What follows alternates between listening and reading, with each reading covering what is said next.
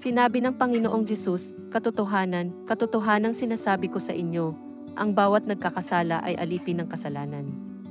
At ang alipin ay hindi nananahan sa bahay magpakailanman. Ang anak ang nananahan magpakailanman. Juan 8:34-35. Sinabi sa atin ng mga salita ng Diyos na kung hindi maiaalis ng mga tao ang kanilang sarili sa gapos at mga kadena ng kasalanan at nagpatuloy sila sa paggawa ng kasalanan, kung gayon sila ay alagad ng kasalanan at hindi kailanman makakapasok sa kaharian ng Diyos. Sa pagbabasa ng talatang ito ng kasulatan, maraming matapat na mga kapatid ang mag-iisip kung paano sila nagkakasala sa araw at nagtatapat sa gabi. At kaya sila ay mag-aalala na sila'y namumuhay sa kasalanan at hindi maaaring pumasok sa kaharian ng Diyos at magdurusa sila sa kanilang mga puso. Naniniwala sila sa Panginoon, kaya bakit hindi nila mayalis ang kanilang sarili sa kasalanan? Paano ba talaga natin mayaalis ang ating mga sarili mula sa mga kadena ng kasalanan? Pagbabahagian natin ang aspetong ito ng katotohanan.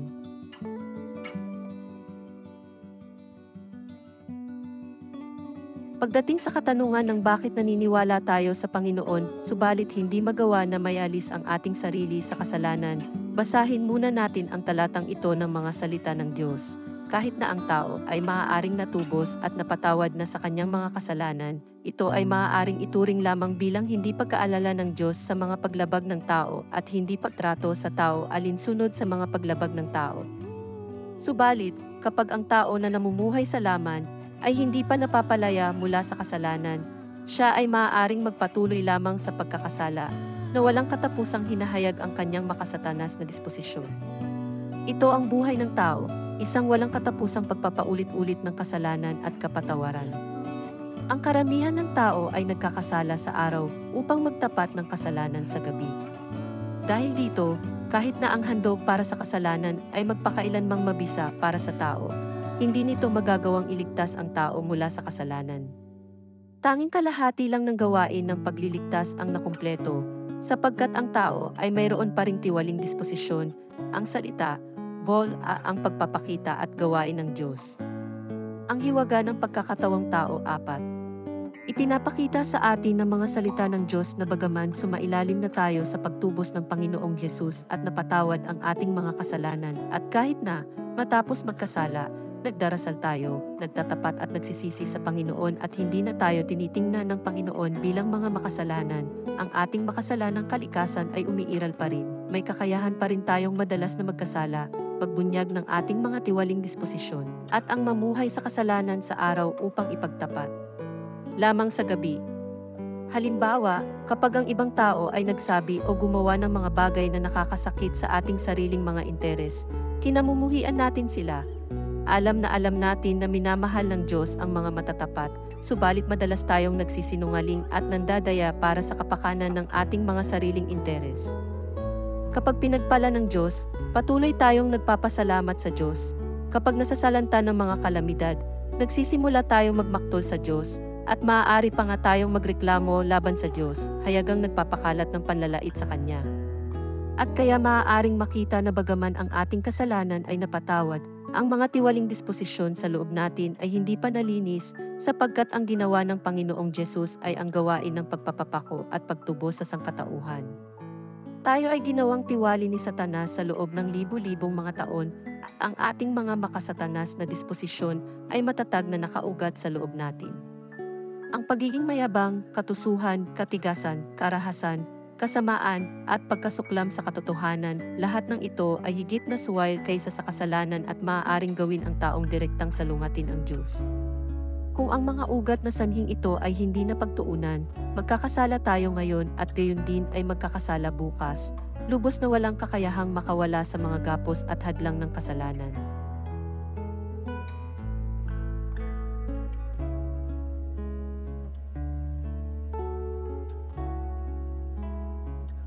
Kaya paano ba talaga natin ganap na mapapalaya ang ating mga sarili mula sa mga kadena ng kasalanan? Ipinropesiya ng Panginoong Hesus, mayroon pa akong maraming bagay na sa inyo ay sasabihin, ngunit ngayon ay hindi ninyo mga titiis.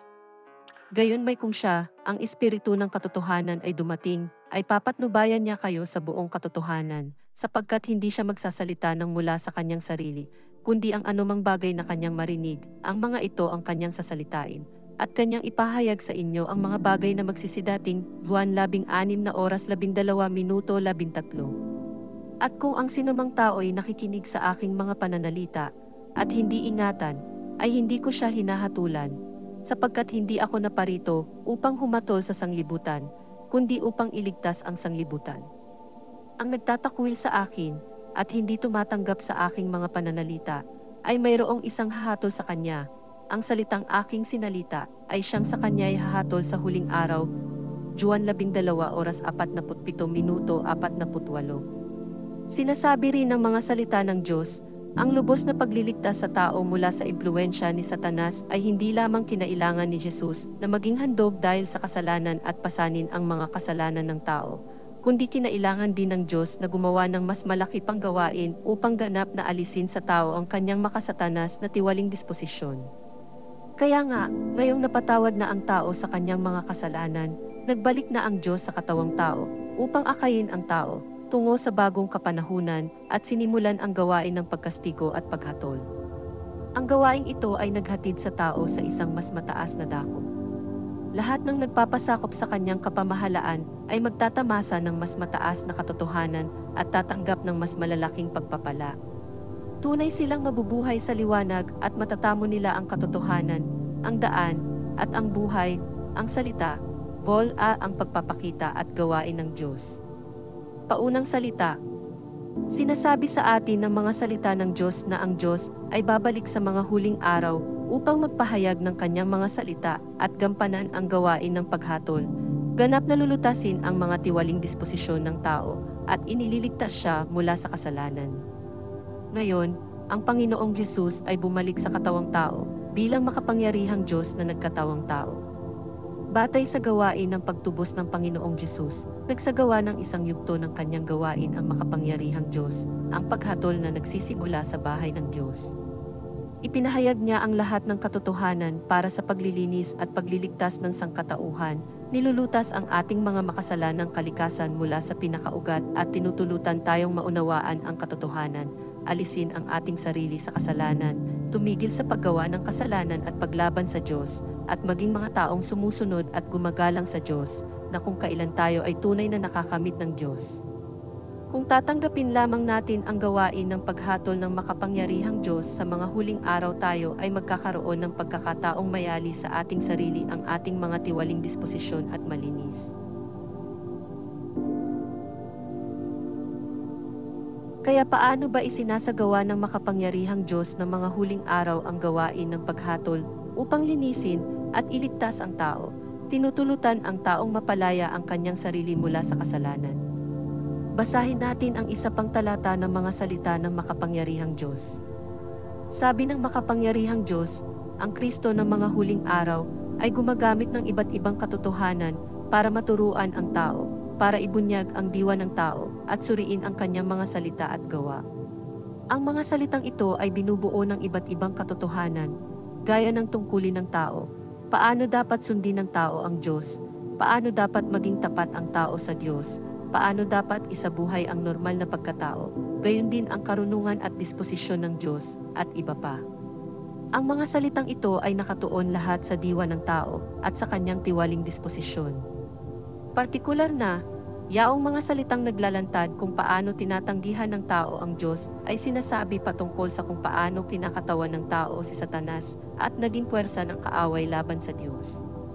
Sa pagsasakatuparan ng kanyang gawain ng paghatol, hindi lamang basta nililinaw ng Diyos ang likas na pagkatao ng tao sa ilang salita lamang, inilalantad, pinakikitunguhan at tinatabas niya ng pangmatagalan. Ang lahat ng ganitong mga pamamaraan ng paglalantad, pakikitungo at pagpupungos ay hindi maaaring mahalinhan ng mga ordinaryong salita, kundi ng katotohanang hindi man lang taglay ng tao. Ang ganitong klaseng mga pamamaraan lamang ang matatawag na paghatol.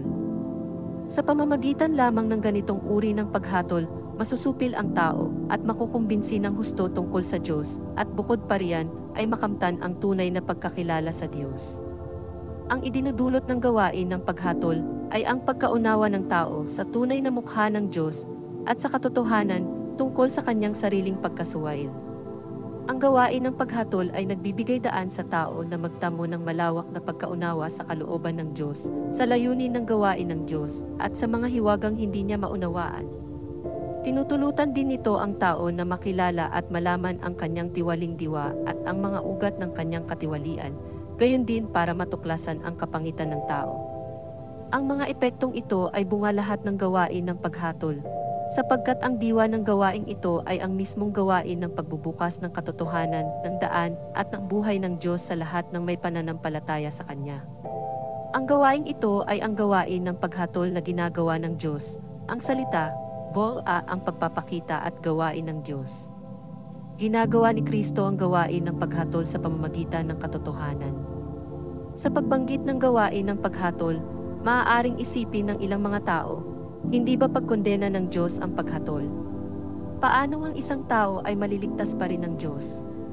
Na mayroon tayong gayong mga saloobin dahil hindi natin alam ang gawain ng paghatol ng Diyos sa mga huling araw. Sinasabi sa atin ng mga salita ng Diyos na ang gawain ng paghatol na isinagawa ng makapangyarihang Diyos sa mga huling araw ay pangunahing pagpapahayag ng katotohanan upang hatulan at linisin ang tao. Sa gayon ay tinutulutan tayo, mula sa mga paghahayag ng mga salita ng Diyos, na kilalanin ang ating sariling mga tiwaling disposisyon at malaman ang tunay na katotohanan ng ating katiwalian sa kamay ni Satanas.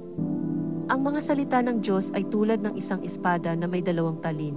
Kapag binabasa natin ang mga salita ng Diyos, ito ay parang hinahatulan at inilalantad niya tayo ng harapan, na pinahihintulutan tayong makilala ang ating sariling mga makasatanas na tiwaling disposisyon, mga disposisyon na mapagmataas, tuso at masama. Nang magsimula tayong maniwala sa Panginoon, halimbawa, natatamasa natin ang biyaya ng Panginoon, mayroong kapayapaan at kagalakan sa ating mga puso, at partikular na matapos nating makita ang mga pagpapala at pangakong ibinigay sa atin ng Panginoon, lalo tayong naging masigasig sa paglalaan ng ating sarili para sa Kanya. Hindi natin pinalalampas ang isang pagtitipon o nilalaktawan ang pagbabasa ng kasulatan. Madalas nating sinusuportahan ang mga kapatid na mahina, nagpapakalat ng ebanghelyo saan man tayo magpunta, nagtitiyaga sa ating debosyon at kawanggawa, nagtitiwala na kung gugugulin natin ang ating sarili sa gayon, sisiguraduhin ng Panginoon na ang lahat ay ligtas at maayos para sa atin, at nakalaunan ay maaari tayong makapasok sa kaharian ng langit at makamit ang buhay na walang hanggan. Ngunit kapag ang kasawian ay dumarating sa atin, kapag hindi tayo binabantayan at pinoprotektahan ng Panginoon, pinanghihinayangan natin kung paano natin ginugol ang ating sarili para sa Panginoon noon at nagsisimula pang sisihin ang Diyos sa ating mga puso. Kung tinanggap natin ang gawain ng makapangyarihang Diyos sa mga huling araw, nakikita natin na sinasabi niya, nasa ganitong uri ng kalagayan ang karamihan ng mga tao ngayon. Upang makamit ang mga pagpapala, dapat kong gugulin ang aking sarili para sa Diyos at magdusa para sa Kanya. Upang makamit ang mga pagpapala, dapat kong talikdan ang lahat para sa Diyos. Dapat kong tapusin ang ipinagkatiwala niya sa akin, at tuparing mabuti ang aking tungkulin. Pinangingibabawan ito ng layuning magtamo ng mga pagpapala, na isang halimbawa ng paggugol sa sarili sa kabuuan para sa layunin ng pagkakamit ng mga gantimpala mula sa Diyos at pagkakamit ng isang korona. Hindi nagtataglay ng katotohanan ang mga puso ng ganoong mga tao, at tiyak na binubuo lamang ang kanilang pagkaunawa ng ilang salita ng doktrina na ipinangangalanda kanila saan man sila mapadako.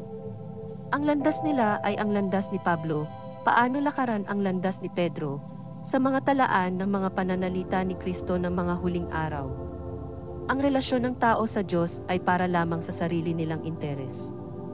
Sa madaling salita, katulad ito ng relasyon sa pagitan ng empleyado at ng amo. Nagtatrabaho lamang ang empleyado para matanggap ang mga gantimpalang ipinagkakaloob ng amo. Walang pagmamahal sa gayong relasyon, transaksyon lamang. Walang nagmamahal o minamahal, kawanggawa at awa lamang. Walang pag-unawa, pigil na galit at panlilin lang lamang. Walang pagiging matalik, isang pagitan lamang na hindi matatawid, ang salita, ang pagpapakita at gawain ng Diyos. Appendix 3, maaari lamang maligtas ang tao sa gitna ng pamamahala ng Diyos. Ang mga salita ng makapangyarihang Diyos ay diretso sa puntong inilalantad ang maling mga motibasyon at pananaw ng ating pananampalataya sa Diyos.